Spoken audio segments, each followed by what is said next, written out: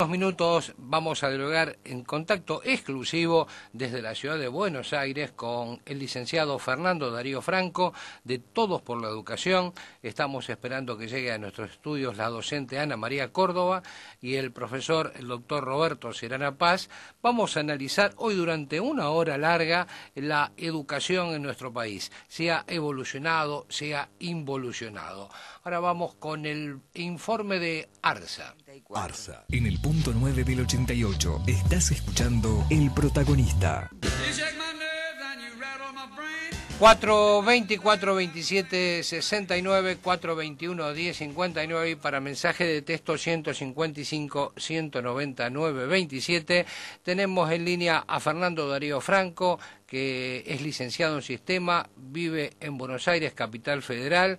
Ha hecho un posgrado en la Universidad de Palermo y se desempeña en el ámbito privado. Dictó clase durante 10 años en ámbitos universitarios en carrera de grado y posgrado de la Universidad de Morón, Palermo, Salta, Kennedy y lo demás lo vamos a decir que ha creado una página en Facebook que ha revolucionado y está siendo vista por muchísima gente. Muy buenas tardes, Fernando Franco, un placer que estés en El Protagonista. Muy buenas tardes, Hugo. La verdad que es un placer para mí y quiero darte las gracias a vos y a tu programa. Y obviamente saludar a toda la audiencia por esta posibilidad de estar al aire en tu programa que es tan escuchado por todos. Y obviamente darle un saludo a Ana María que la estaba escuchando cuando llegó. Bueno, aquí te saluda Ana María. Muchas gracias, Fernando. Ahora un gusto escucharte. Hola Ana María, te escucho muy bajito. Bueno, me acerco más. ¿Ahora sí? Ahora te escucho mejor. Bueno, muchas gracias por contactarte conmigo también. No, por favor, es un gusto para mí poder interactuar con la cantidad de profesionales en la educación y distintos especialistas que bueno, se están sumando a Todos por la Educación. Estábamos esperando al doctor Serrana Paz que está dictando unas clases y bastante lejos, dijo que iba a llegar, estará llegando en cualquier momento.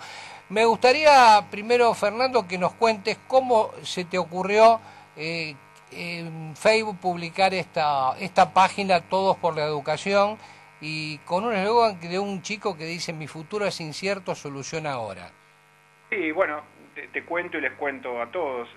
La verdad que hace ya un tiempo que me venía preguntando, imagino que de la misma forma que lo hacen otros, ¿cómo es posible que después de tantos años de crecimiento, bajo diferentes signos políticos, bajo diferentes modelos económicos, y con el crecimiento, digamos, tomando simplemente los últimos 10 años, de un promedio entre el 7 y el 8% anual, sigamos teniendo una pobreza, una tasa de pobreza e indigencia tan importante, y al mismo tiempo que no logremos pasar de un crecimiento a un desarrollo sostenido. Vos sabés bien, tanto vos como Andrea y como Ana María y la audiencia, que digamos, para tener un desarrollo hay que tener un crecimiento sostenido durante varios años, no alcanza con tenerlo solamente algunos años. Y bueno, a partir de esto, yo siempre digo que son causalidades, no casualidades. Tuve en mis manos un libro que se llama ¿Por qué crecieron los países que crecieron?, de Julio Cebares, a donde él hace un análisis de varios países, entre los que menciona Alemania, Corea, Estados Unidos, Irlanda, bueno, Taiwán, Japón, Finlandia. Y la verdad que él, en ese libro, él habla de diferentes modelos económicos y diferentes sistemas políticos, y cuenta cómo fueron creciendo estos países, cómo fueron cambiando durante los años, y cómo fueron mejorando la calidad social de sus países. La verdad que el libro de Cebares, yo creo que él no lo hizo con el aspecto educativo, pero cuando yo lo estaba concluyendo, me doy cuenta que si bien todos los sistemas eran distintos, había algo que siempre perduraba en cada uno de los casos, y ese algo era la educación. En ese momento me llega a mis manos el libro de Andrés Oppenheimer, que se llama Basta de Historia, a donde sí Andrés directamente hace un estudio durante 5 años, recorriendo el mundo y, digamos, estudiando diferentes sistemas educativos de diferentes países, como Finlandia, Singapur, India, Chile, Israel, inclusive el de Chile, que ahora está tan cuestionado, Brasil, analiza también Argentina, México, y realmente ahí es a donde, además de que yo estaba convencido de que era así por la cantidad de años que, digamos, he estudiado y además he dado clases, me termino de convencer por lo que explica en su libro de que realmente la solución no pasa por los sistemas políticos o económicos, que obviamente tienen su parte, sino que pasan por la educación. Es decir, todos los casos a donde realmente hubo una mejora sustancial en los países fue a partir de que lograron hacer de la educación una prioridad nacional. Y Oppenheimer explica algo que es muy claro. No hay ningún gobierno en ninguna parte del mundo, no solamente aquí, en ningún lugar, que se tome a la educación como una cuestión prioritaria. ¿Por qué razón?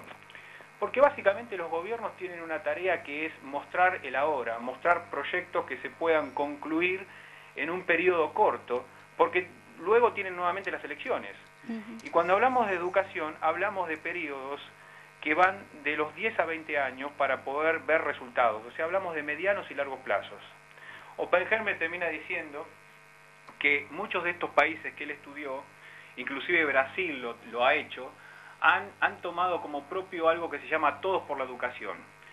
Y que entonces no son los gobiernos los que van a empujar esto, sino personalidades, empresarios, los medios de comunicación, como ustedes que lo están haciendo hoy, artistas, digamos, personalidades, personas y instituciones que puedan tener una llegada mucho más importante.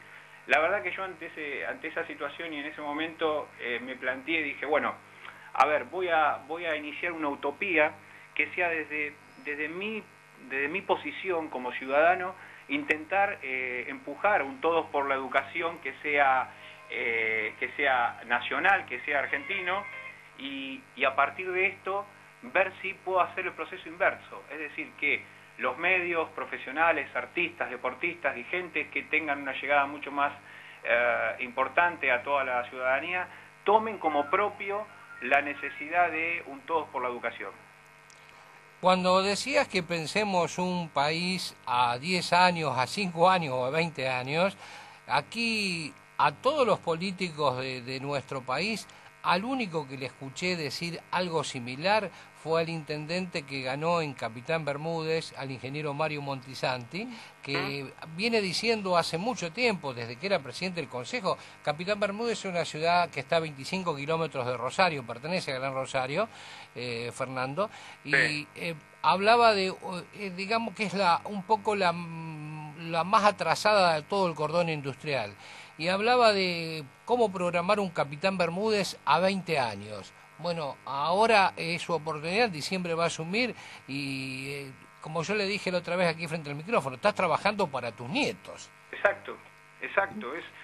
Yo tengo, Hugo, Ana María, yo tengo un nene de 8 años y la verdad que he dado clases en universidades, obviamente he cursado, tengo 42 años y la verdad que quiero otro futuro.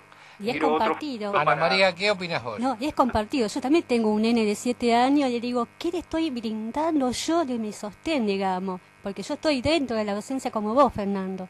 Y digo, ¿y el sentido de pertenencia?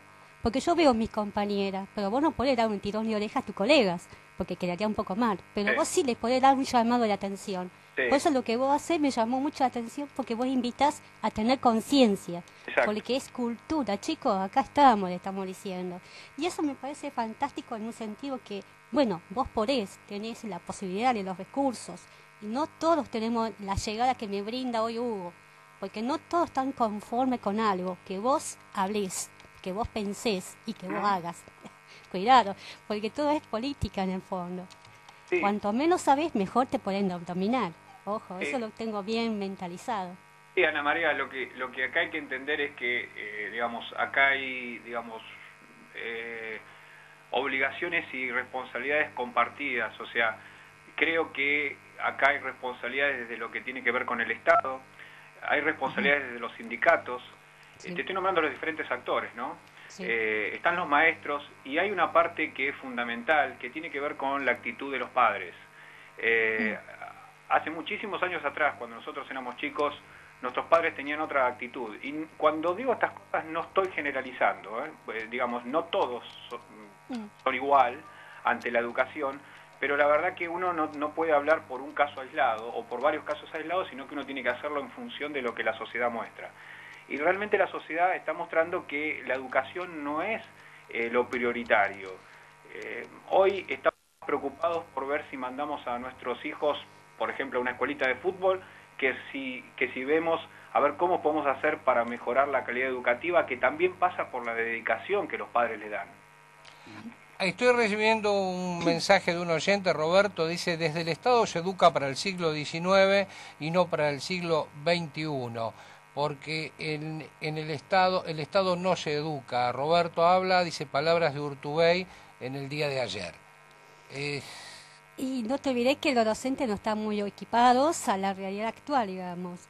Si vos te vas fuera de Rosario, en las periferias, no todos los docentes tienen los mismos recursos que las escuelas del centro, que están un poco más urbanizadas, más tecnológicas. Correcto. Entonces, ¿vos qué haces? Cuanto más te alejas del polo, que está más, digamos, con todos esos recursos, es que con la gente recibe menos. Pero no menos importante, cuidado, que las compañeras docentes luchan par a par, que tengan conocimiento acerca de lo que se seres, ¿no? Yo veo que esa diferencia también se da en el sueldo, en el trato con el docente, que los gremios se preocupan más en este momento en cuestiones que a lo mejor son relativas, que a veces uno no lo comparte totalmente. Tampoco los grupos políticos no los acompañan cuando llega el momento adecuado. Y estas son opiniones mías, Hugo. Yo me hago cargo de lo que estoy diciendo. Podés libremente expresarte, ¿no? A veces los docentes somos usados, lamentablemente, para un proyecto determinado en una gestión actual, digamos. Y entonces, ¿qué viene? Somos resultado de un proceso, lamentablemente. Vos sabés que cada 7 años hay un cambio, porque viene una reforma educativa, y otra vez revisar los papeles, y qué usamos, qué no usamos. Pero por eso Ana María, digamos, acá tendría que haber un convencimiento y un sentarse a conversar entre todos los actores que están involucrados, sociedad, Estado, sindicatos. Y a mí me gustó mucho lo que vos dijiste, la participación de los padres, que a veces, por un poco de temor, un poco de ignorancia, y también el no compromiso, vamos a ser cierto, no se meten en la escuela como diciendo, no me meto porque no es el momento adecuado, o porque no tengo tiempo, o por mi trabajo. Y las excusas son muchas y diversas. Yo como mamá digo, bueno, me meto y veo qué pasa con mi nene en el momento que puedo, ¿no? Y yo veo que otros padres no son de la misma preocupación, el mismo nivel. Entonces, ¿cómo poner a la persona, ¿no es cierto? Che, estamos pensando por el futuro de nuestros hijos. Sí, hay que tener en cuenta que los datos que hoy nos entrega el sistema educativo y el sistema económico a partir del sistema educativo, porque insisto, es esto lo que puede modificar la situación económica, son realmente digamos contundentes. O sea, hoy por ejemplo, aquella persona que no concluyó el ciclo universitario son el triple de desocupados que los que sí tienen un grado universitario. Es decir, aquella persona que no terminó el secundario ocupa una proporción de 3 veces respecto de los que sí terminaron en la universidad dentro de los que están desocupados. Y realmente el gran problema del sistema educativo argentino pasa por el secundario. Porque, por ejemplo, si nosotros vamos a mirar algunas cifras, nosotros podemos ver que de 100 alumnos que ingresan al primario, 93 llegan a 6º grado. El 50% luego abandona el secundario.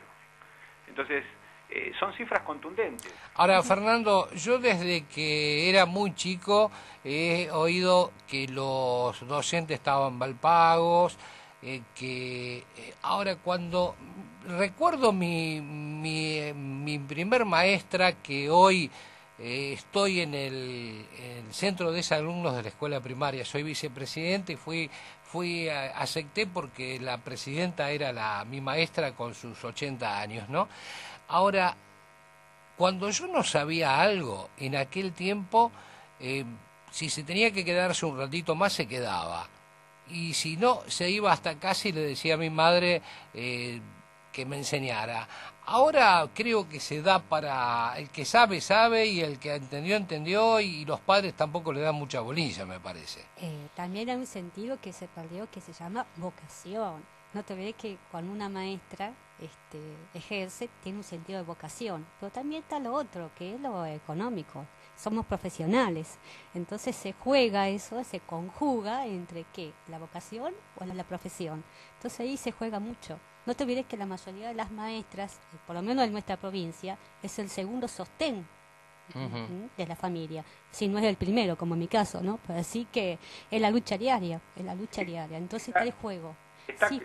Está claro que, por ejemplo, si nosotros miramos otros sistemas educativos, y un buen ejemplo es, por ejemplo, Finlandia. Cuando Andrés Oppenheimer está en Finlandia y conversa con la primer ministro de Finlandia y conversa con los distintos ministros y distintos actores de la educación, la pregunta que él hace es ¿cuál es el secreto para que Finlandia, de ser un país pobre, un país simplemente que era, digamos, agroindustrial, se convirtiera en un país de tecnología de punta?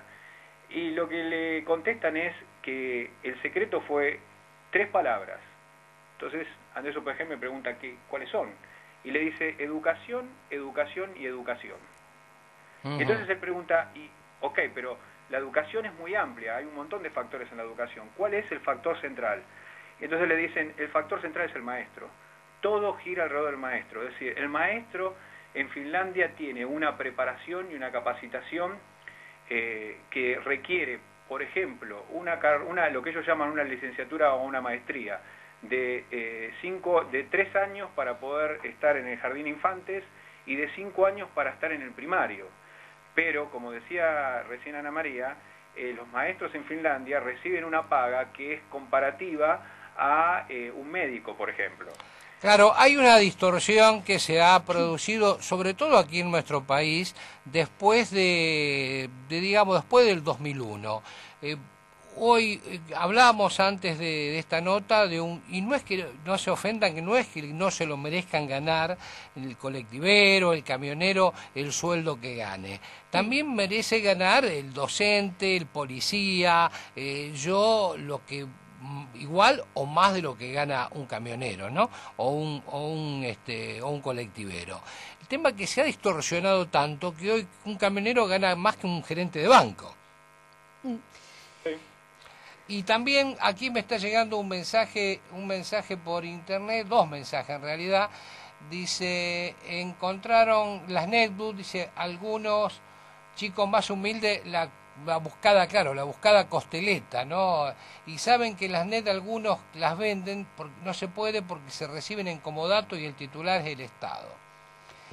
Y hay otro que dice que Finlandia, luego de Japón, es el que más energía eléctrica consume, pero el nivel cultural es espectacular.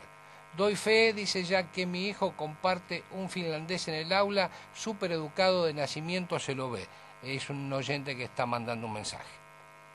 Sí, el tema de las netbooks, posiblemente yo voy a decir algo que políticamente no sea correcto, pero la verdad que, digamos, me debo a lo que creo que debe ser.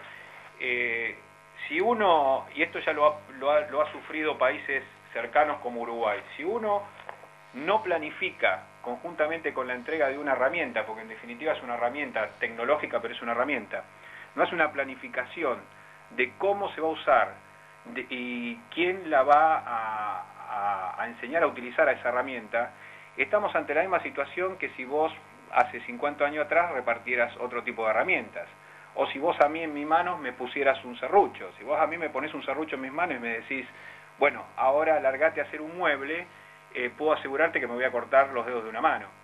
Sí. Entonces, si tengo el lema, Fernando, desde que comencé hace ya 10 años el protagonista, que es que para operar hay que llamar a un médico, litigar a un abogado, hacer un reportaje a un periodista, para cada uno en su especialidad. Ahora, el problema es cómo comenzamos a dar ese primer paso. ¿Sabes qué pasa? Hay buenas ideas, hay buenas propuestas. El asunto, pero son generales para todos, están todos, digamos, puestos ahí, porque yo veo que a veces hay una ausencia, que a veces no se da. O sea, hay buenos mentores de cada proyecto, ¿no es cierto? Hay un aval, hay una empresa determinada, para no decir nombre, ¿no?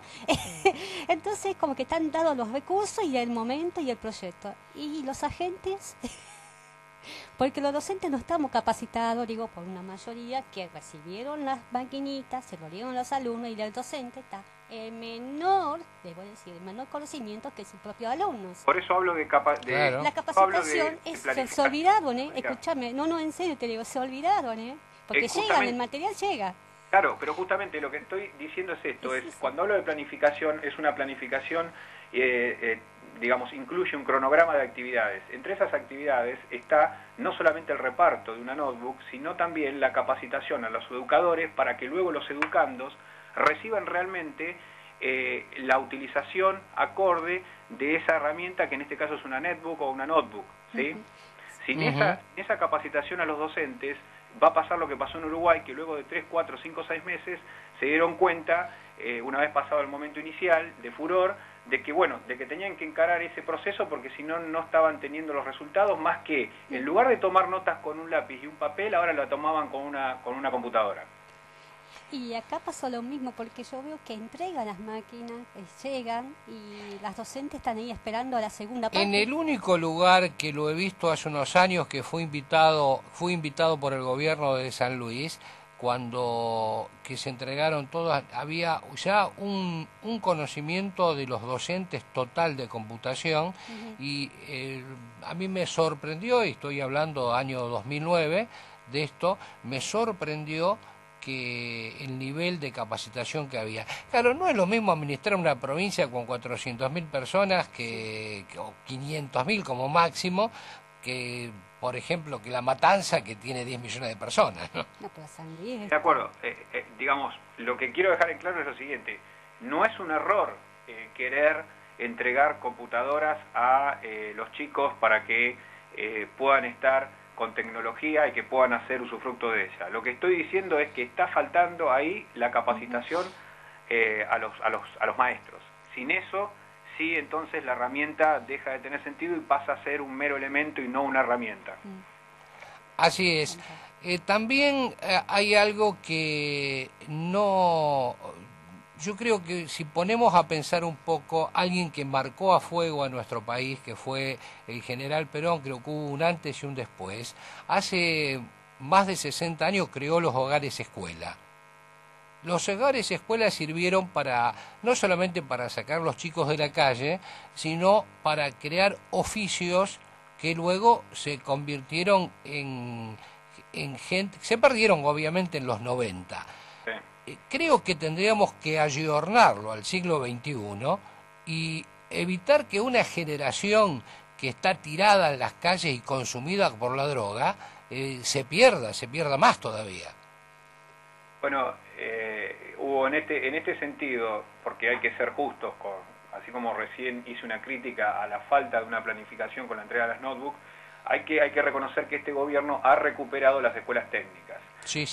Cualquiera de los países que yo te nombraba antes, que han tenido éxito en su economía a partir de la educación, en ninguno de los casos, Finlandia también lo es, les falta lo que tiene que ver con la parte de oficios o escuelas técnicas.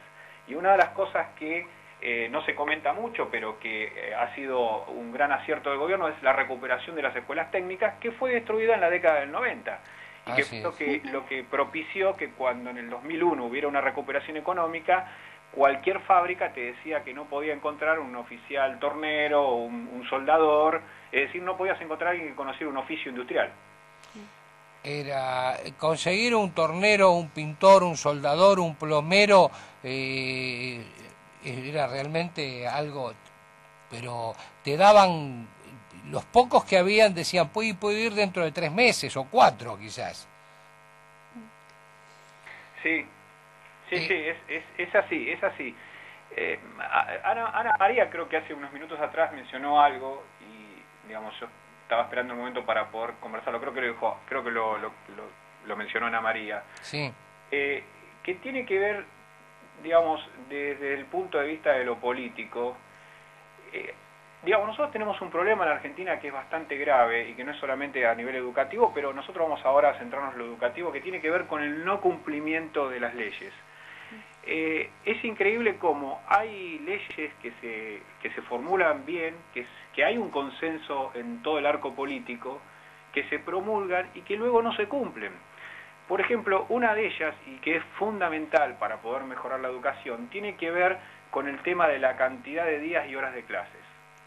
Eso es fundamental. Hay una ley aprobada en el 2006, por ejemplo, para lograr la jornada extendida, que muchos, cuando uno habla de jornada extendida o jornada completa, creen que está hablando de doble escolaridad, y no es así, sino que se está hablando de la jornada extendida en cantidad de horas, porque hay una cantidad de horas a nivel internacional que se estiman como necesarias para lo que es el siglo XXI. ¿Y cuál sería el estimado ese? Mirá, el estimado hoy de horas, o sea, en realidad, a ver, ¿cómo está la Argentina? O sea, la Argentina tiene una ley que dice que se deben cumplimentar 180 días de clases. Exactamente. La verdad es que la Argentina hoy tiene aproximadamente, en el mejor de los casos, 170 días netos de clases. Para dar un dato, por ejemplo, en el 2010 solamente 6 provincias alcanzaron 180 días de clases. ¿Ok? Sí. Ahora, no es tan importante, a ver, si bien una cosa está relacionada con la otra, y la cantidad de días obviamente me va a dar cantidad de horas, es mucho más importante mirar la cantidad de horas. ¿Por qué? Porque yo puedo tener 180 días de clases y tener, por ejemplo, 6 horas diarias de clases, o puedo tener 4,48 como actualmente tiene Argentina, o podría tener 6,36 como tiene Chile, 6,14 como tiene Colombia, por poner solamente unos ejemplos. Brasil tiene 4,55, o sea, muy similar a nosotros. Y la verdad es que la cantidad de horas que deberíamos estar teniendo aproximadamente deberían estar cerca de 803 horas. ¿Sí? Sí. Ha llegado, vamos a hacer un corte técnico, vamos a saludarlo, porque ha llegado el doctor Roberto Serrana Paz, que quiero que lo saludes, y luego vamos a hacer un corte técnico y luego retomamos el contacto. Roberto, está Fernando Franco, de Todos por la Educación en el aire. Estamos dialogando de este nivel educativo. Yo creo que el próximo bloque va a ser si hemos evolucionado o involucionado. Pero te dejo dialogando con Fernando. Buenas tardes, mucho gusto. Roberto Serrana Paz es mi nombre. Un gusto, Roberto, encantado. Fernando Franco, de Todos por la Educación. Bueno, Roberto es además un fundador de la Fundación General Paz. Y bueno, contale vos tu currículum. Bueno, yo soy docente hace 35 años en la universidad pública, fui 10 años decano en una universidad privada y 25 años de colegio secundario, y tengo, aparte del título de abogado, el título de profesor universitario polimodal IGB. Es decir, algo de educación hice en mi vida. Realmente, bueno, acabo de llegar, no sé cuál es Justo Roberto, estábamos hablando del tema de la importancia de la cantidad de días y horas de clases, y yo lo que estaba contando un poco era de que en muchos casos, como sucede, y bueno, vos sos abogado, con lo cual vas a poder certificar esto, como en tantas otras áreas de la Argentina donde existen las leyes y no se cumplen, bueno, yo estaba contando que hay una ley que es la 26.206 del 2006, que estipula que se debería haber alcanzado al 2010 el 30% de jornada extendida, con prioridad en las zonas o poblaciones de menores recursos económicos. ¿Y por qué es esto? Esto tiene una importancia fundamental, no es porque sí. Esto es porque hoy, el siglo XXI, nos está demandando que nuestros alumnos adquieran conocimientos diferentes, adquieran otros conocimientos que evidentemente hace 30, 40 años atrás no eran necesarios porque no existían. Hoy tenemos en las escuelas tecnología, tenemos idioma, porque es fundamental si queremos ser un país global y tener excelentes oportunidades para exportar. Y en este sentido, si uno no tiene jornadas extendidas, lo que está haciendo es reemplazar horas de algunas materias por las nuevas materias. Por ejemplo, estoy utilizando horas de matemática para poner horas de tecnología, o podría ser de idioma, ¿no? Viceversa. Yo creo que el problema educativo pasa fundamentalmente por una reforma global a la educación. Sí, de acuerdo.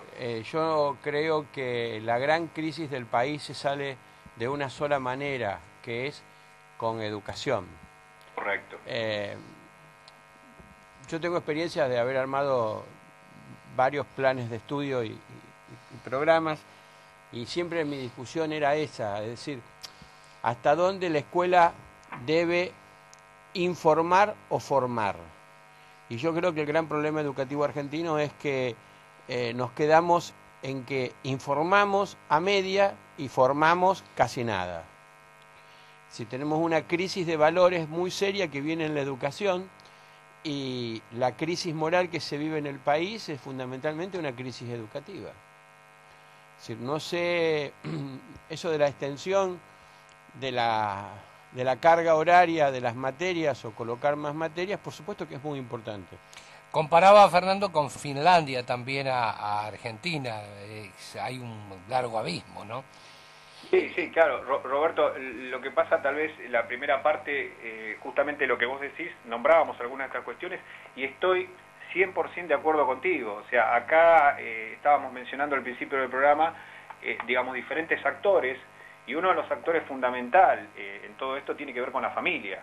Y creo que a eso vos un poco estabas apuntando y coincido contigo. O sea, hay una falta de valores, y hay una falta de compromiso de parte de las familias que es muy notorio, y esto obviamente después se traslada a los diferentes estamentos de la sociedad. No es una cosa que solamente percibamos o veamos en la educación, pero bueno, es uno de los lugares a donde emerge y se ve fuertemente con los casos inclusive de violencia. Claro, pero a ver, yo creo que la reforma del país, y eso es una cuestión que yo muchas veces discuto con mis amigos o con mi doctor, es que mientras no cambiemos la cuestión educativa y volvamos a la vieja formación en valores, no tenemos salida. Yo voy a decir algo que le va a molestar a mucha gente, y sé que me voy a ganar, algunas personas se van a acordar de la vida sexual de mi madre, y es que en definitiva yo creo que el gran responsable de esto es el docente. Yo creo que no hay huelga más criminal que la huelga docente. Y que un docente diga eso es realmente importante. Es la realidad, es la realidad. La huelga docente, es decir, es un sistema extorsivo. Le pego al chico porque le quiero pegar al dueño. Entonces, yo no digo que los docentes tienen que ganar lo que ganan. Creo que los reclamos son justos, pero no creo que la vida, que la solución del problema pase por la huelga docente. Entonces el chico ya va teniendo su crisis de chico, es decir, ya ve valores que no funcionan. Yo tengo 57 años. Me acuerdo cuando iba al colegio, estaba la maestra sentada en una tarima, y la tarima tenía un sentido. La tarima tenía un sentido de que no solamente que la maestra viera al alumno, sino también de que viera que la maestra estaba en un estamento superior. Hoy el chico le dice seño y la tutea a la maestra, y ya desde ese ángulo ya se empieza a generar una especie de crisis de valor, donde no existe premios y castigos. Esto es Gramsci puro.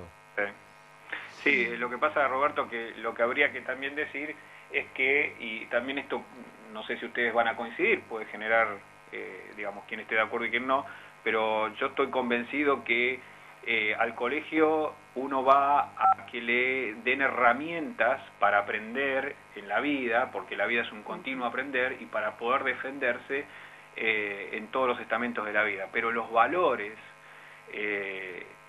hay una serie de valores que creo que se adquieren en el seno de la familia. Está bien, pero partamos de la realidad de esta hoy.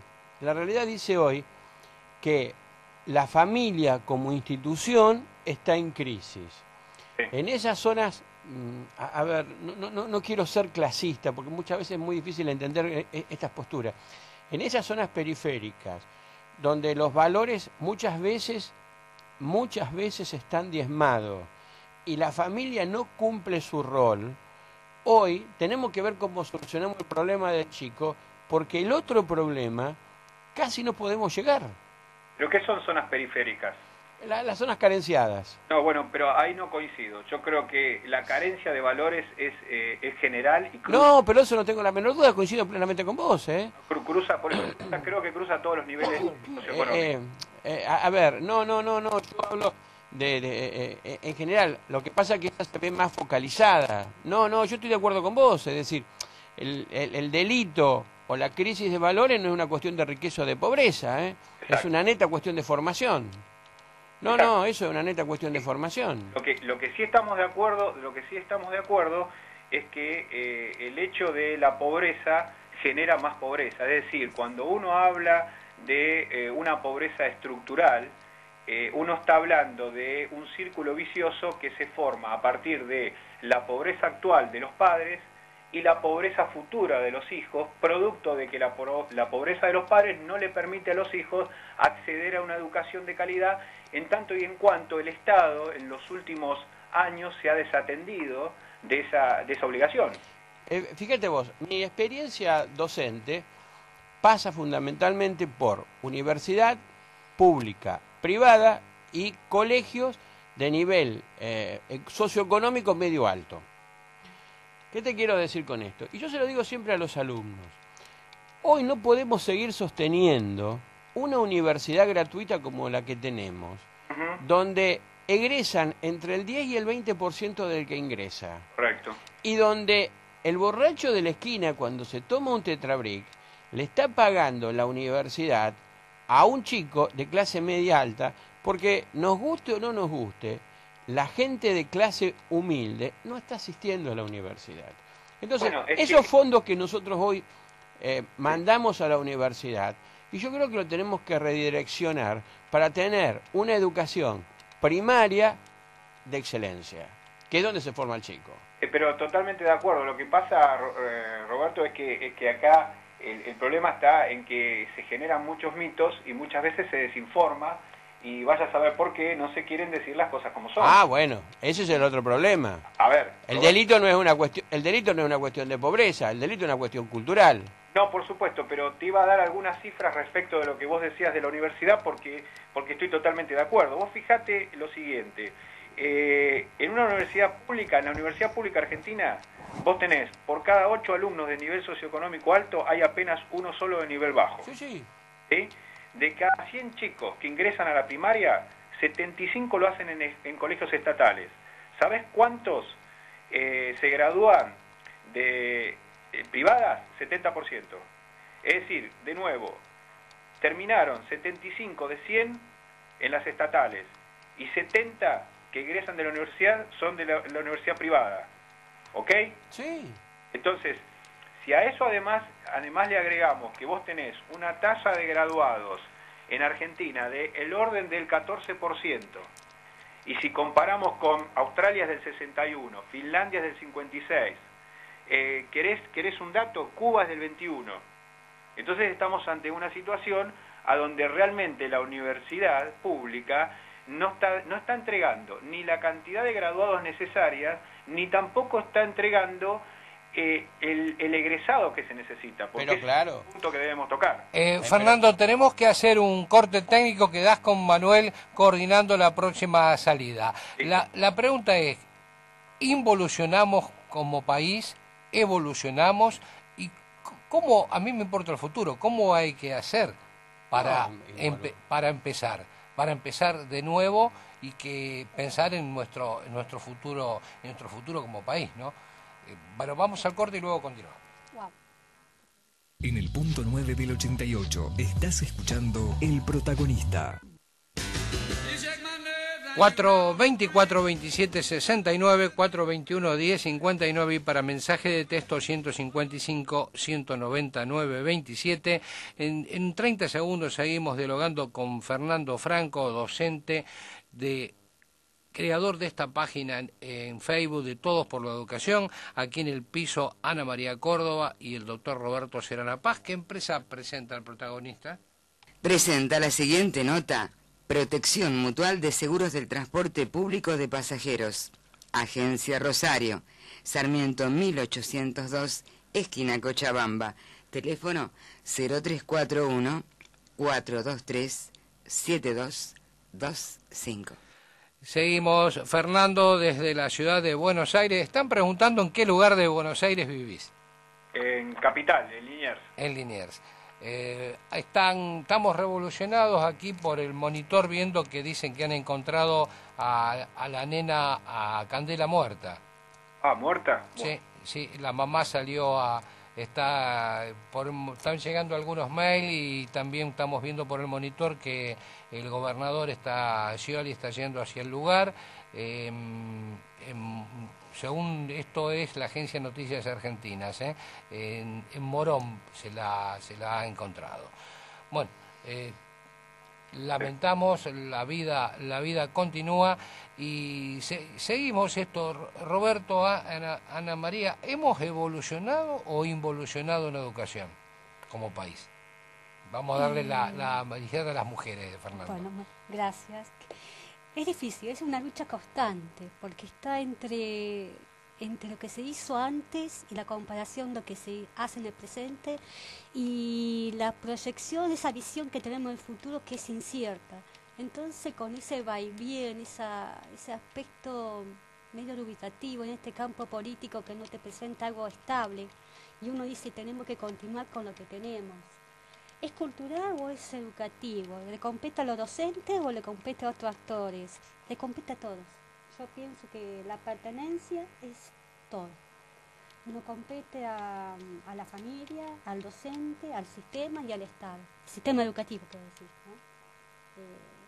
Es algo que está creciendo en un mar de inciertos, porque recursos hay, ideas hay, proyectos y plataformas políticas hay, pero ¿qué pasa? Que no se ejecutan de una forma más coherente. No te digo, a nivel general en toda Argentina se ve que hay logros por parciales, por jurisdicción, yo veo, sí, San Luis un ejemplo, bien, Córdoba es otro, Chaco es otro, pues son distintas realidades. Santa Fe también tiene la suya, y Santa Fe está luchando, digamos, en un sentido un poco adverso a la nación, y bueno, pero está luchando. ¿Si evoluciona? No, está creciendo, está aprendiendo, y se construye, creo. ¿Y saben cómo se construye? Perdiendo algunas cosas, avanzando en otras. No sé tu opinión. Mi opinión es que hay una involución en la educación muy importante. Yo tomo alumnos en primer año en la universidad y veo que realmente hay una involución importante. O sea, ¿es una mala secundaria o una mala primaria? Yo creo que fundamentalmente mala primaria. Tuvimos un EGB que no funcionó. Está bien, pero ese es otro problema. El chico cuando llega a la primaria o a la secundaria está más formado. Yo creo que el problema más serio que tenemos acá es en la primaria. En la primaria y en los preescolares y demás. ¿Estás de acuerdo, Fernando?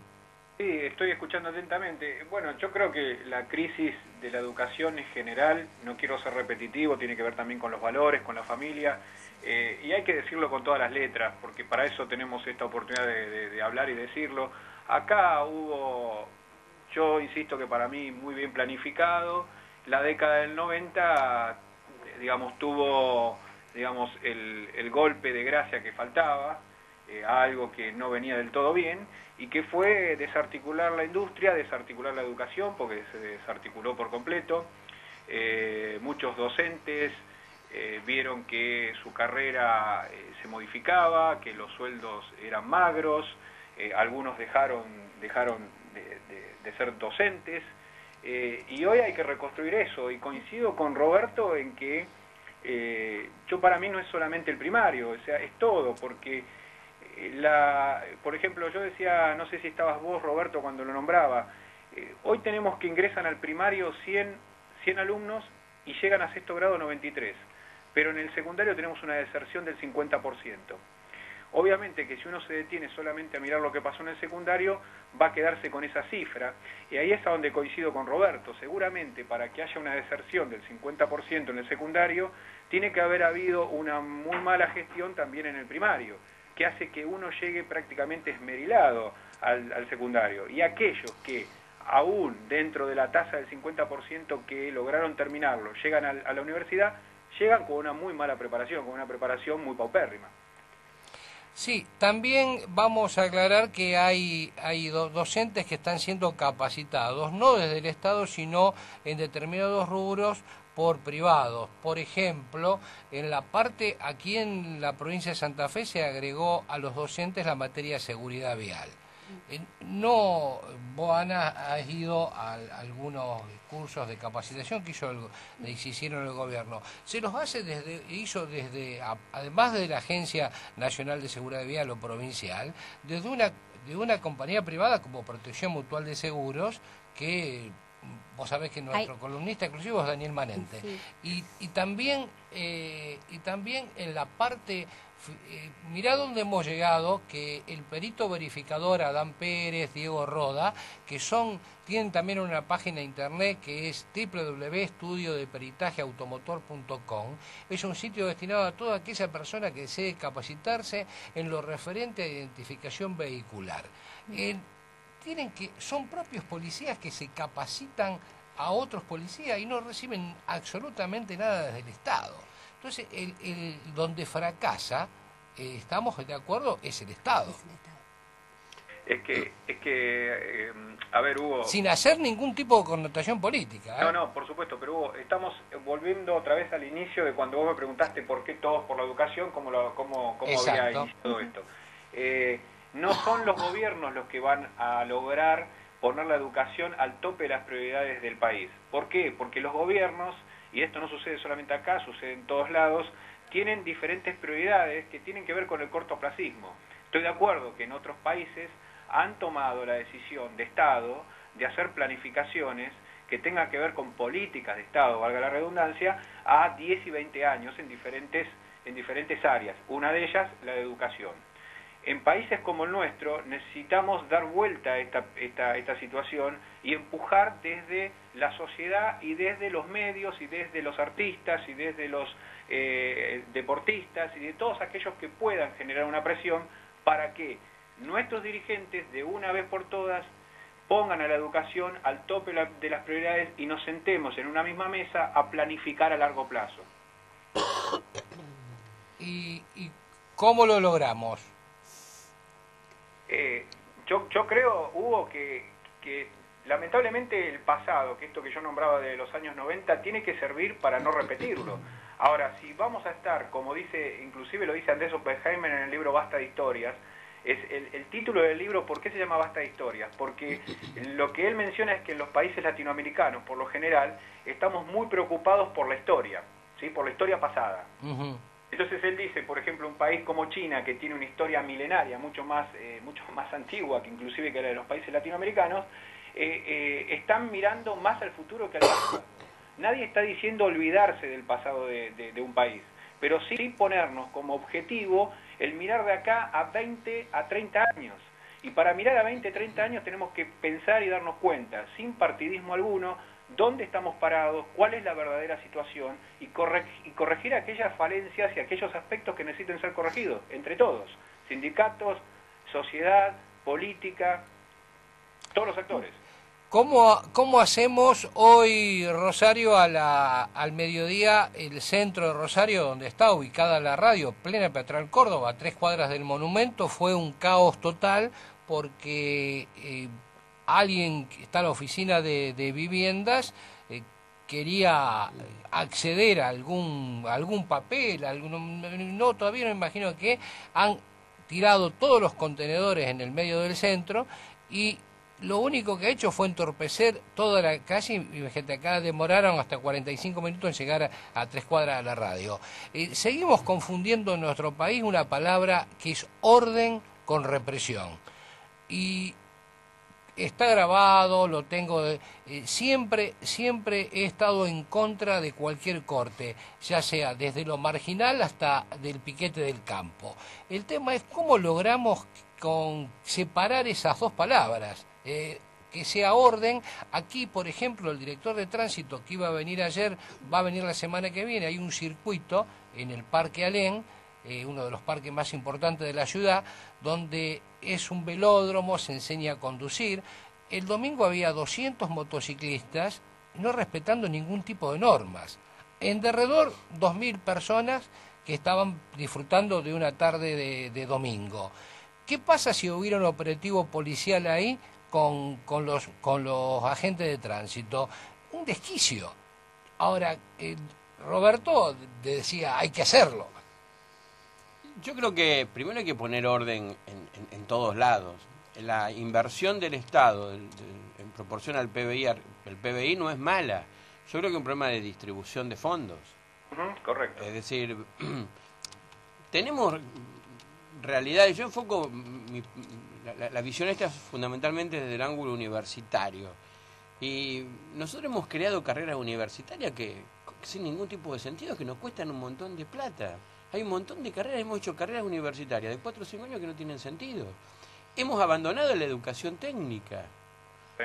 Es decir, nosotros tenemos que volver a tener el viejo colegio técnico que existió acá hasta el año 90. Roberto, puedo apoyarte nuevamente con algunos datos que seguramente no escapan a tus conocimientos.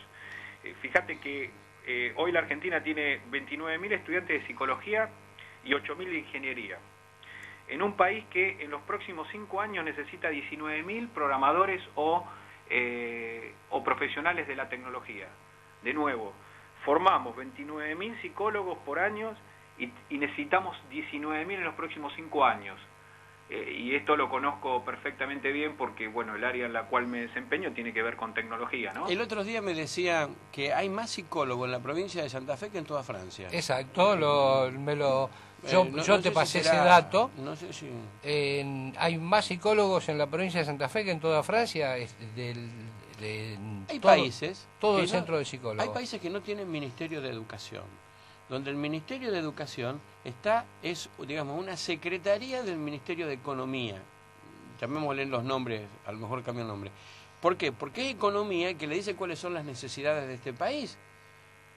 Entonces, tenemos que repensar la educación en función de nuestras necesidades. No manejaba los números que vos diste, Fernando, sí, pero es totalmente cierto eso. Sí. Uno se da cuenta acá, yo tengo un hijo mío estudiando ingeniería y el otro filosofía, y vos te das cuenta que el de ingeniería no tiene las comodidades ni las salidas que tendría que tener en función de una preparación lógica para un país donde hoy se necesitan Sí. generar ingenieros. No, tendremos que tener una programación de país y saber, como hablábamos al comienzo, cuántos, de aquí a 20 años, cuántos médicos necesitamos, cuántos abogados, cuántos arquitectos, cuántos periodistas, cuántos psicólogos. También estamos haciendo de la educación. Porque en una época había arquitectos manejando taxis también. Pero hoy estamos haciendo de la educación un verdadero desastre. Hay un uso de la educación como un pretexto para muchas causas, digamos. Y no hay presupuesto para educación porque es un gasto innecesario, porque si están bien los maestros. Pero el presupuesto de educación es bueno, ¿eh? El presupuesto de educación de la Argentina es bueno, lo que tenemos es una mala distribución. Tenemos el 6,4%, por eso. Del PBI. A ver, ahí hay otro buen dato, pero el buen dato que se transforma en algo malo al mismo tiempo es excelente. A ver, ¿cómo explico esto que parece que lo dije tan mezclado? O sea, el actual gobierno logró poner el 6,4% del PBI en educación, ¿sí? Los organismos internacionales piden el 6. Bien, hasta acá uno podría decir, bien, por fin se invierte en educación lo que al menos los organismos internacionales exigen. ¿Cuáles son los resultados? Y como estamos diciendo, son magros, por no decir muy malos. Entonces esto nos está mostrando nuevamente el tema de la necesidad de una planificación. No es solamente dinero. Obviamente, sin dinero no podemos hacer nada, pero si tenemos dinero y no hacemos una planificación a largo plazo, y cuando uno nombra 20 años, ¿por qué razón lo nombra? Porque la formación de un estudiante dura esa cantidad de años, ¿sí? Entre el momento inicial, el nivel inicial, preescolar, que es importantísimo, el primario y el secundario, estamos consumiendo esa cantidad de años. Aquí Fernando, un oyente, dice algo que pienso yo. Mientras tanto formamos esa persona, ese ciudadano, ese chico, ese adolescente o ese hombre que va a llegar de aquí a 20 años, ¿qué hacemos con los que están en el medio mientras tanto, que no quieren o no hacen nada? Pero bueno, esto es como cuando vos vas al médico y el médico te dice, mira, te tengo que amputar la pierna. Es decir, hay que tomar decisiones a lo mejor no muy agradables. Es decir, esto como decía Perón, y no soy peronista, para hacer una tortilla hay que romper algunos huevos. El tema es, cuando empecé a romper los huevos, ¿de quién van a ser esos huevos? ¿Qué intereses tocás? Exacto. Y tenés que tocar algunos intereses duros. Es evidente que cuando decimos planificación estamos hablando de que hay que tener una mirada de muy corto plazo, es decir, la coyuntural, y hay que tener una mirada de largo plazo o estructural. Entonces, la de 20 años es una mirada estructural para que esto se modifique en ese largo plazo. En el corto plazo hoy hay que usar algunos paliativos, no se puede no hacer nada. Y uno de esos paliativos tienen que ver con la recuperación de la escuela técnica y de los oficios, porque ese es otro mito que hay que desarmar, el mito de que si vos no sos universitario, no sos nadie. Parece una contradicción con lo que dije anteriormente, hace algunos minutos atrás, cuando dije que tenemos pocos graduados y no bien direccionados, pero, digamos, además de graduados universitarios, necesitamos de técnicos y de oficios. No todos tienen que hacer una carrera universitaria o un doctorado. Así es. Los últimos 10 minutos, vamos a darle un minuto a Ana María, un minuto a Roberto y después para que haga una conclusión Fernando, desde ya agradeciéndote porque has jerarquizado esta tarde del protagonista, ¿no? Fernando. No, por favor, el agradecido soy yo de esta posibilidad que estoy teniendo y de conversar con dos personas como Roberto y Ana María, ¿no? ¿Qué podemos decir como conclusión, Ana María, de esta charla? Bueno, a los oyentes que nos están atendiendo muy bien en esto, la educación es posible. La educación es posible porque tanto y cuanto haya personas que tengan interés en tomar conciencia y crear ese sentido de pertenencia a lo que es nuestro, porque la educación es nuestra y la compartimos. Y lo principal, sí, nivel inicial, nivel primario son los que son la base, pero la educación, no se olviden que también parte de la casa, de la familia, y que la escuela apoya, ¿no es cierto? Y que la escuela secundaria es la que da el puntapié. O sea que un círculo no es un círculo vicioso, es un círculo que necesita una mano.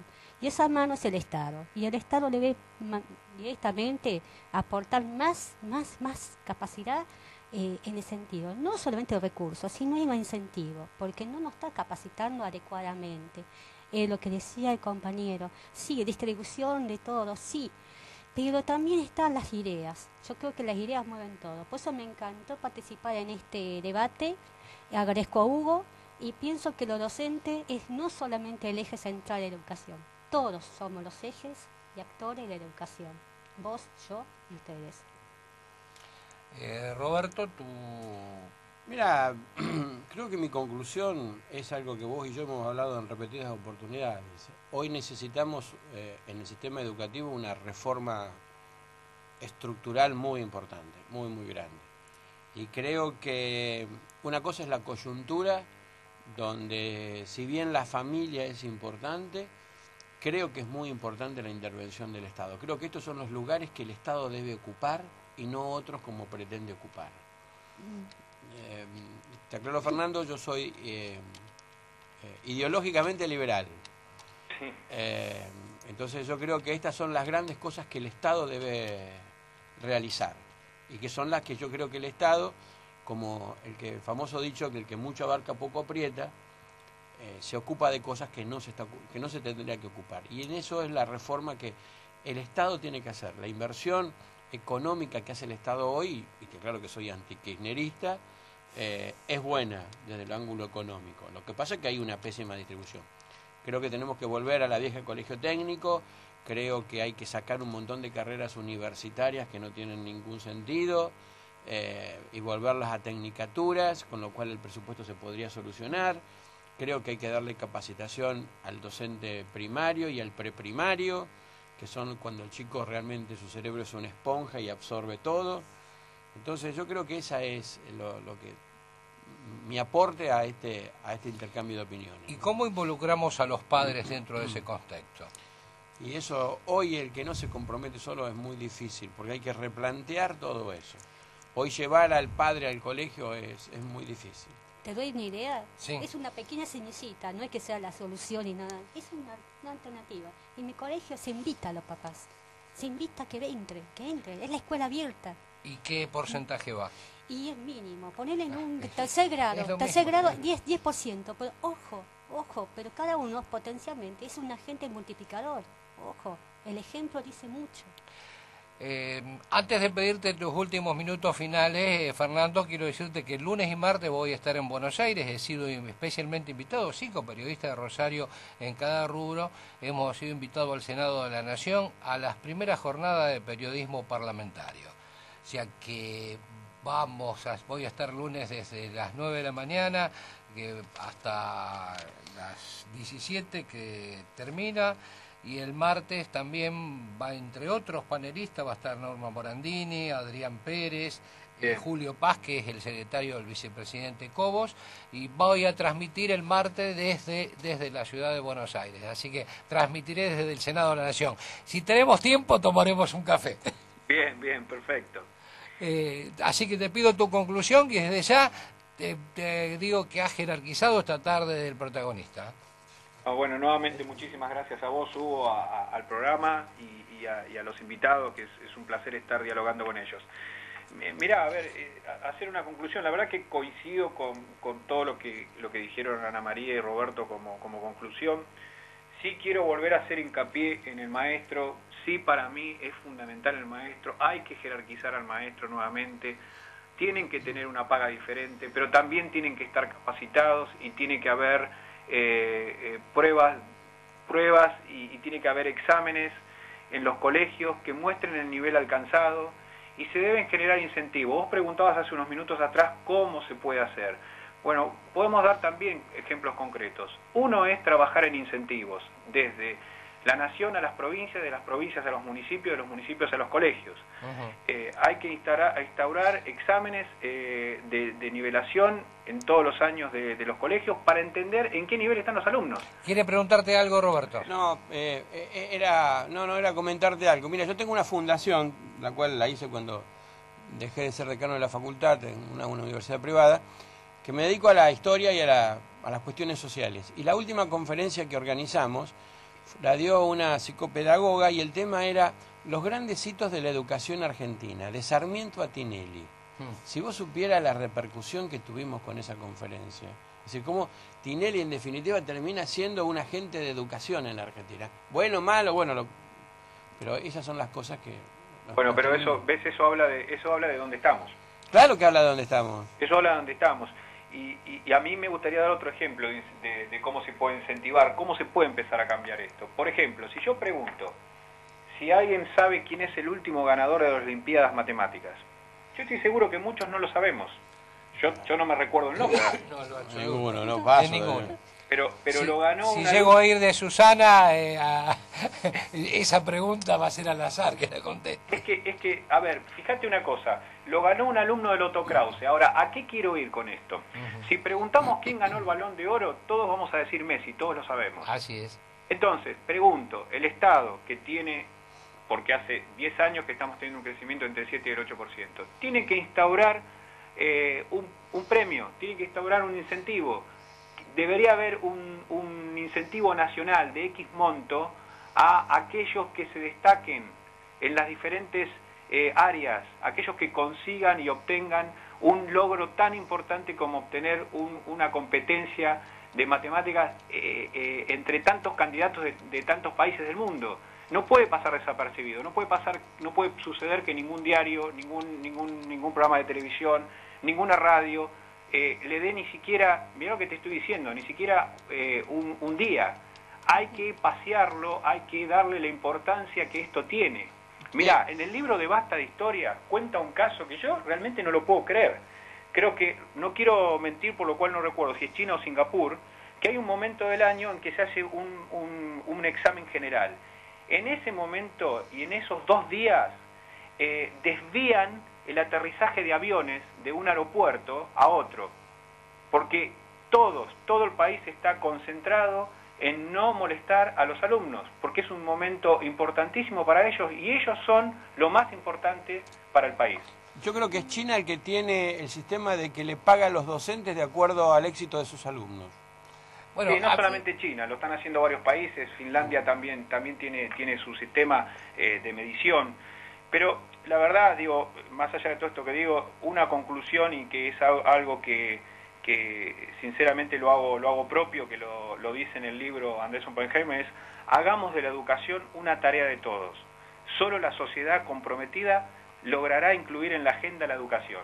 Es solamente nosotros como sociedad, si lo empezamos a demandar, realmente lo entendemos así, que podemos dar vuelta a esta situación. Hay una frase en relación a la historia que vos dijiste que es muy linda, que dice: la historia no tiene que servirnos de sillón, sino de trampolín. Exacto, exacto. Así En toda es. crisis hay una oportunidad. Fernando, quedás en línea privada con Roberto un minuto. Bien. Te agradezco enormemente y vamos a repetir en otra oportunidad esta charla. Y si Dios quiere nos veremos el lunes, podemos tomar un café. Exacto. Antes de ir al corte, te manda también un gran abrazo nuestra columnista exclusivo en seguridad vial, el licenciado Daniel Manente, que nos dice muy buena nota, 3 opiniones muy interesantes. Bueno, un abrazo Quedás grande. en línea privada con Roberto. Un beso grande, Ana María. Gracias, muy amable. Esta noche, miércoles, unos minutos, vamos a dialogar en contacto exclusivo desde la ciudad de Buenos Aires con el licenciado Fernando Darío Franco, de Todos por la Educación. Estamos esperando que llegue a nuestros estudios la docente Ana María Córdoba y el profesor, el doctor Roberto Serrana Paz. Vamos a analizar hoy durante una hora larga la educación en nuestro país, sea evolucionado, sea involucionado. Ahora vamos con el informe de ARSA. ARSA. En el punto 9 del 88 estás escuchando El Protagonista.